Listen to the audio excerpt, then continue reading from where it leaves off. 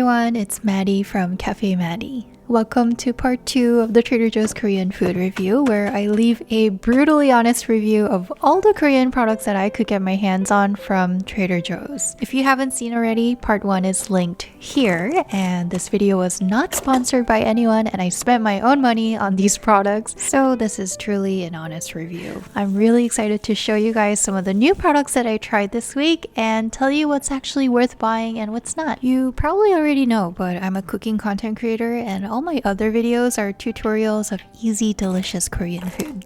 I really want to make Korean cooking simple and approachable for you guys, so a lot of dishes we're trying today, I linked the actual recipe from scratch so you could try making them yourself and have it actually taste so much better. Alrighty, shall we head to Trader Joe's? Unlike in part 1, today the weather in Brooklyn is so nice. It happened to be Valentine's Day the day I went grocery shopping, and look what I saw, guys. Isn't this so romantic? It looks like someone's in for a really sweet surprise as soon as they get home.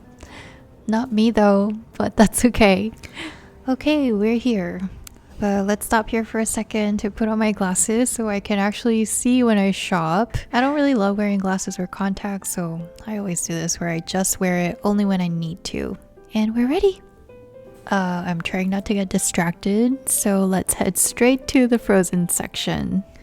You guys, I'm really glad I posted part 1 before I started making part 2 because I took a lot of notes from you guys in the comments who told me to get some other stuff that I totally missed. Isn't it so crazy how you don't even notice new products on the shelves even if they're right in front of you because you just don't know that it exists? I hope you guys can discover some new products through this video too. To find everything, I had to go back a few times to the 2 different Trader Joe's near me to get the items that were available, and some of them got sold out so quickly that I had to call in to check if they restocked and then go back the next day. So I guess pro tip, if you live in a busy city where things get sold out quickly, you can actually call your local Trader Joe's to check if the product that you're looking for is in stock. Before we get to the actual review, let me give you a quick recap of the important disclaimer and my credentials in making this video. I was born and raised in Korea until I was 13 and grew up with my mom's Korean food all day, every day. So that's my reference of good Korean food, and although I cook a lot, I'm definitely not an expert. And also, most importantly, I'm not here to bring down anybody or be a culture police or anything like that. I'm actually pretty ecstatic that I can get some of my favorite Korean ingredients in a mainstream place like Trader Joe's, so I am happy that I get to introduce some of my favorite dishes through their products to you. Also guys, let's take into account that everything that I'm reviewing is mostly frozen food, so we are using a frozen food scale here. Ready? Let's jump right in. So for the first meal, I grabbed 3 frozen foods. Yes, I'm trying the beefless bulgogi one more time, and the japchae, and the kimchi tofu soup. Japchae is Korean glass noodles. Glass noodles are made with sweet potato starch, and it's maybe the most well-known among American people after bibimbap, and it makes sense that this is a product I kept going back to Trader Joe's because it was constantly sold out. So we'll microwave this for 3 minutes, and in the meantime, we'll be cooking the kimchi and tofu soup on the stove. I have high hopes for this, and I'm expecting something like a silken tofu soup, like sundubu, but I'm not so sure. As far as I know, there isn't an actual dish called kimchi tofu soup. It's either kimchi jjigae, like a kimchi stew that already has tofu in it, or sundubu, which is a spicy tofu soup that people also like to add kimchi to. So maybe this is a combo. And what I'm seeing is that the soup has purple rice already in it. Very interesting. And it smells great. So we'll let this simmer a bit and come back to it. Next up, I'm doing a little bit of prep work here with some mini bell peppers. And the reason I'm going the extra mile for this is because I'm giving the beefless bulgogi another try. And I want to add a little crunchy texture and maybe a little bit more flavor in case that makes it better. By the way, I love the bag of mini bell peppers from Trader Joe's. I usually like to air fry it for like 5 minutes and eat them while I work. Alright, I'm giving this another try. The looks of it still kind of freaks me out, but you guys all said that I should pan fry it to crisp up the texture, and I got intrigued because I love me a good crispy anything. Crispy food is my thing, so you guys got me there. Also, from the comment section, I was educated that seitan usually tastes much better because it sort of caramelizes when you grill or bake it. And lo and behold, look at this texture. Oh my gosh. I got really freaked out when I microwaved it because it looked so fake. But right now I'm a little freaked out because it looks so real. They look like actual pieces of meat, guys. Wow, I'm pretty amazed. A big shout out to everybody in the comments that were so nice enough to educate me about seitan and encourage me to give this another try. Thank you for being so nice on the internet. I'm so glad because I feel like we're on the good side of YouTube, don't you think? We're almost there. First we have our kimchi tofu soup, straight from the stove. It was cooked in the rice and simmering for a little bit, so it got a little thick. And we have our stir-fried or pan-fried beefless bulgogi with the bell peppers. And last but not least, we have the Korean japchae. I microwaved this for 4 minutes and I can see that this japchae has what I would consider a bare minimum of veggies for a japchae. Japchae is a very popular dish usually made for celebrations of all kinds of holidays, and the characteristic is that everything is in a long strip and stir-fried. We add thin long strips of marinated beef, long strips of cooked eggs, wood ear mushrooms with the onion, carrots, and spinach that this one has.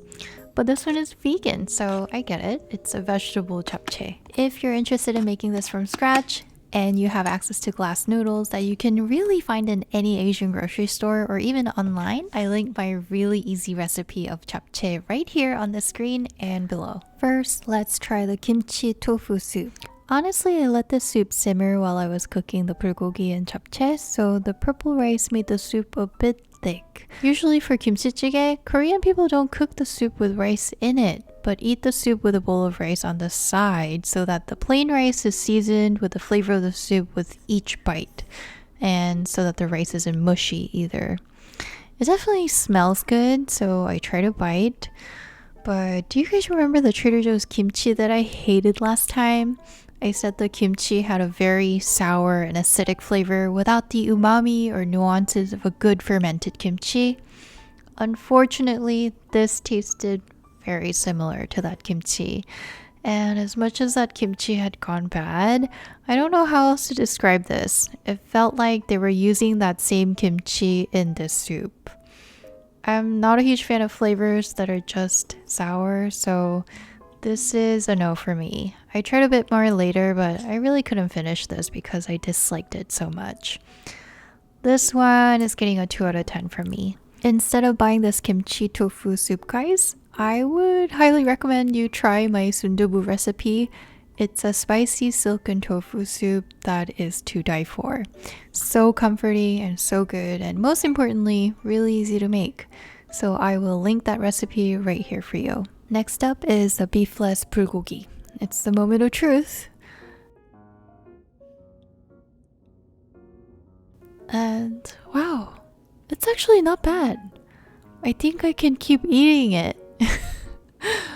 I was actually still quite skeptical because I remember the texture from last time, how it tasted like squishy mushrooms when it was microwaved, but surprisingly, when it was pan-fried and the texture a bit diversified with the bell peppers, I started to enjoy it. Does it taste like bulgogi? Not really. I would say the flavor is only slightly similar when it's cooked like this, because bulgogi is usually a bit more saucy and more flavorful. But apart from this, I'm impressed that this went from weird tasting to pretty good to me, just from changing the cooking method. Now I would give this maybe a 6 out of 10. Only a bit lower because it doesn't remind me much of bulgogi, but it does taste pretty decent. I think I'll definitely finish this today for sure, and while I wouldn't get it again for myself, I would definitely pick this up if I was to cook for a vegetarian or vegan friend. And moving on to japchae. I'm excited for this because it seemed like quite the popular item that kept getting sold out at Trader Joe's.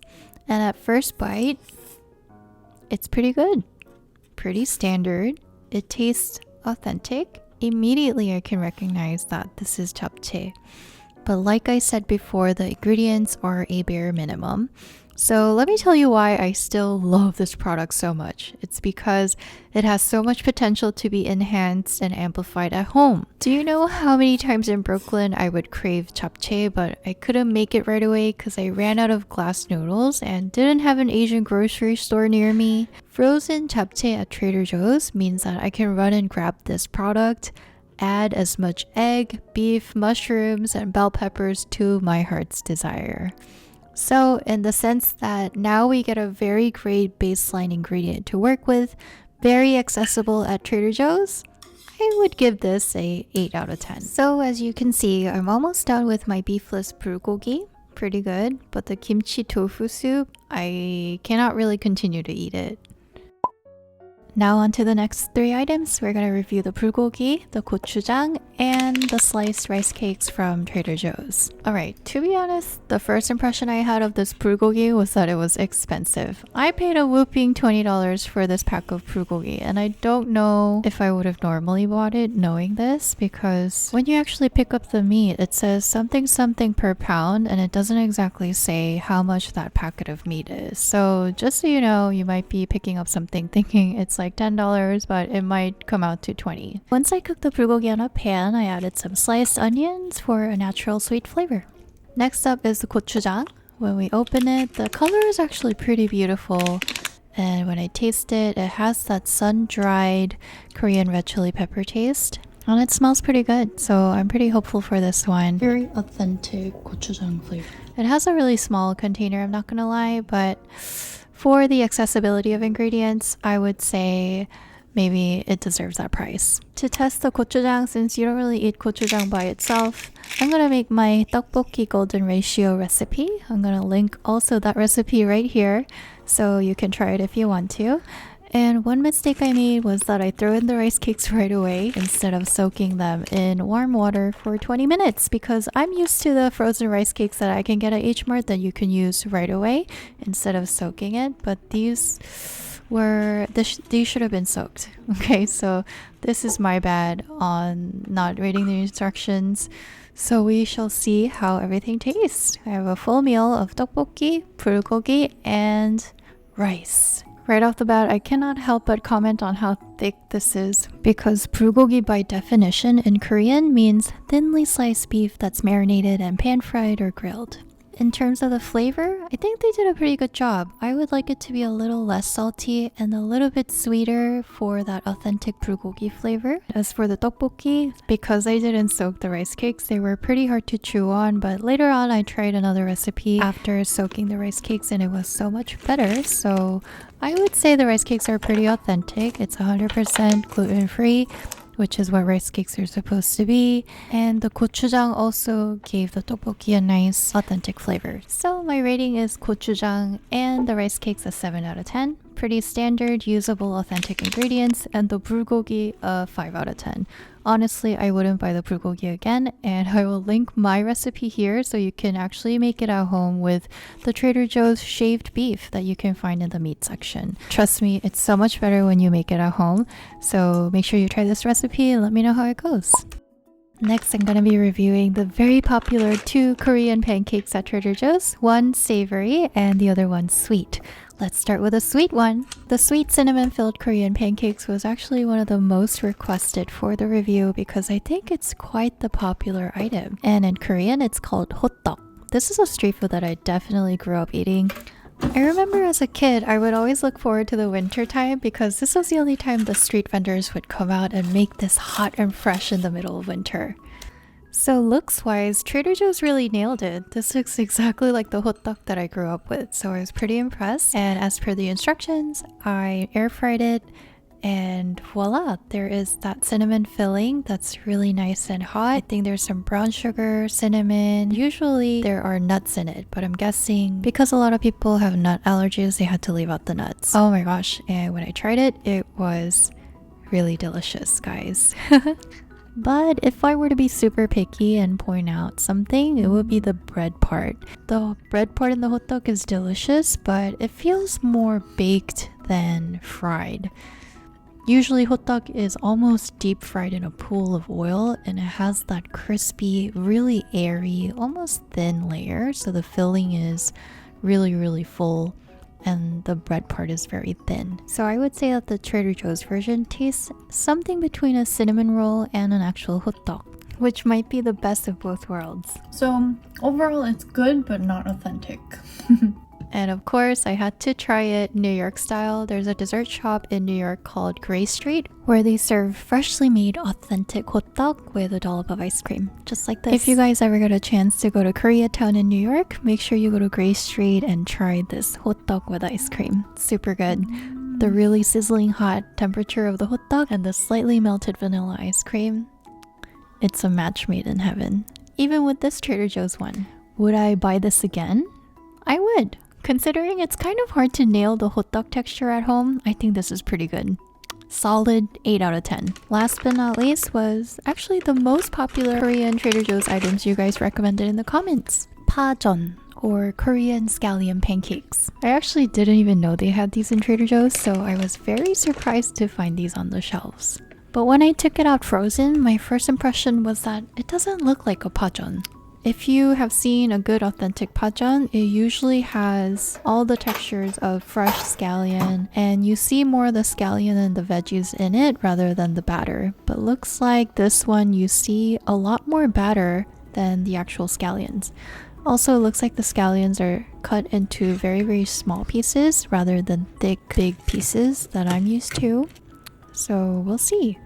I toasted this in the toaster oven and cut it into 4s. Oh, it smells pretty delicious, but it doesn't smell like the pajeon that I know.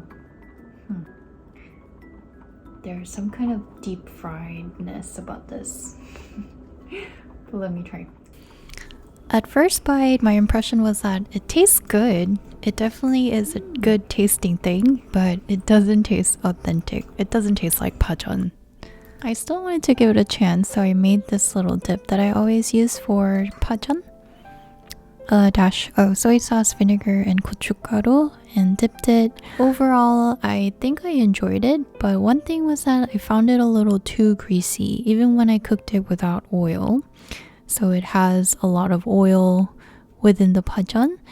And the second thing is that you can make something so much better at home from scratch. So if I'm at Trader Joe's and I'm feeling lazy, would I buy this frozen pajeon or buy a bunch of scallions and make the pajeon myself? I think still I would make the pajeon myself because I really like the feeling of munching on freshly grilled scallions.